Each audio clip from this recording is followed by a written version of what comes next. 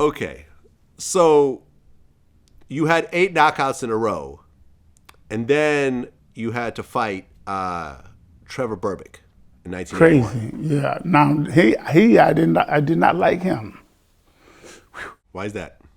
because he was just arrogant. No respect for my wife, family, or anybody, my friends, because I was a better boxer than him, and I have a personality was better than him. So he wanted to act stupid, and I act stupid right along with him, which I shouldn't have done it. Right. Well, you ended up beating him in a decision. Yeah, I beat him up. He didn't win damn round. I slapped him to death. Bang, bang, bang. I was slapping him, man. Well, Berbick actually was the last fighter to fight Ali, and that was in 1981. He didn't have no mercy on Ali. I was there to fight. All he wanted to do was beat him up. No, man, I ain't gonna let him beat me, man. Muhammad. He didn't want to hear none of that great stuff and all that. The man was down on his. Muhammad Ali shouldn't have been fighting, but them guys let him fight. I mean, if you're my fighter, and I know you're getting beat up or get beat up, I won't let you fight. That's it.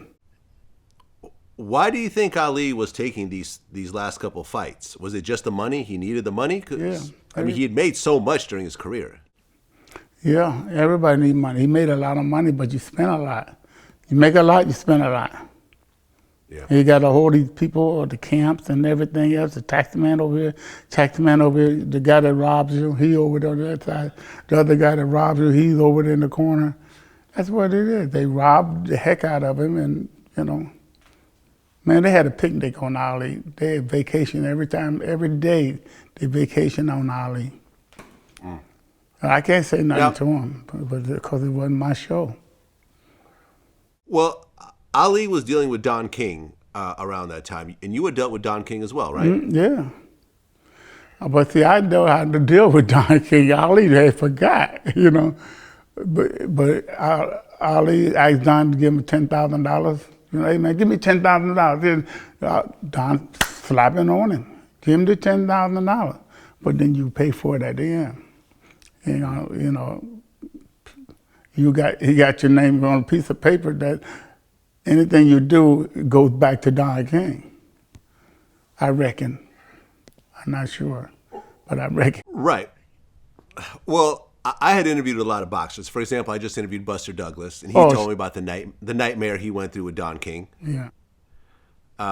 He said the reason why he didn't even do the rematch with Mike Tyson was because Don King sued him after the Tyson fight, and he had to spend like $4 million. Had to settle for like $4 million, and he didn't even have time to train. You had to pay Don King $4 million? Yeah, because he was claiming that I was still under contract, and I wasn't. That was my last fight with him. Because after Mike was proven. Usually, because I've signed quite a few contracts with Don, because he was the man in the heavyweight division.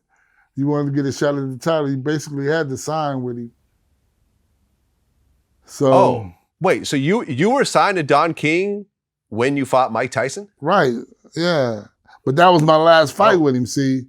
That was the dispute, because usually it's like a 4-fight deal. You sign up for 4 fights, and then that 4th fight, when you sign up for the last fight on the contract, usually you automatically have on the contract that you're signing that you re-up for another 4 fights. But by this time, Tyson was proven, so he figured there was no way in heck that I was gonna, win the fight. So it was just 1 fight, you're done. You're lucky to get an opportunity, because we were trying to dispute the money, wanted to get more money. He was like, you better take this money I'm giving you or you're not going to get the shot. Zab Judah, when I interviewed him, he told me how Mike Tyson warned him about Don King. But he said, I got everything set up. Why did Mike Tyson stay with him then? See, that's what I'm talking about. You know how he is. I knew how he was. I know that he gonna take 20% of my money out of there. And he makes me sign an agreement before the fight start. So if I want to fight, I put my name on it. If I didn't want to fight, I don't sign it. And when you put your name on it, it's guaranteed fight, guaranteed money. And not only that, the way Don King does it, he gives you, say your fight is $1 million. He'll give you $800,000 up front until you forget about the rest, and you forget about it because you got $800,000 in your pocket. You know, that's the way he was. You know, he takes the. I hate to say all that, but anyway, Don he was a good promoter. Yeah. Well, yeah, I was going to say Zab Judah, same type of thing. You know, he thought he had all his business, and then Don King shorted him like $1.5 million. Once again, same situation. But you didn't have any negative experiences with Don King? A handful. Listen, I'm the longest fighter probably been with Don King. I got with Don King in 1973, 4, 5, whatever it was, when I was the amateur. I got in there with Don King. And I fought for $60, $100, Don, but that's all the fight was. You want to fight? That's what you had to get. So that's what I took. But Don he liked money, and he would take it from you. Yep. Yeah. When you saw, you mentioned you were there during the Ali Berbick fight.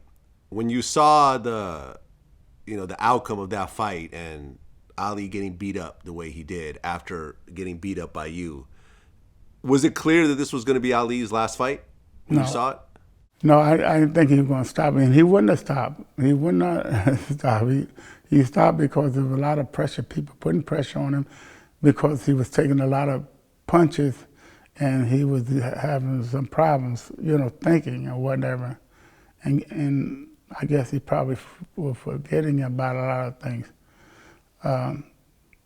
But I don't really know how deep I can go into that because I wasn't with Ali 100%. I was only with him here and there and watch him do this, and sit down and tell, hey Ali, man, don't take these punches. I ain't done that. Why you take these shots? Don't take these shots. Shut up, boy, shut up. I trained you.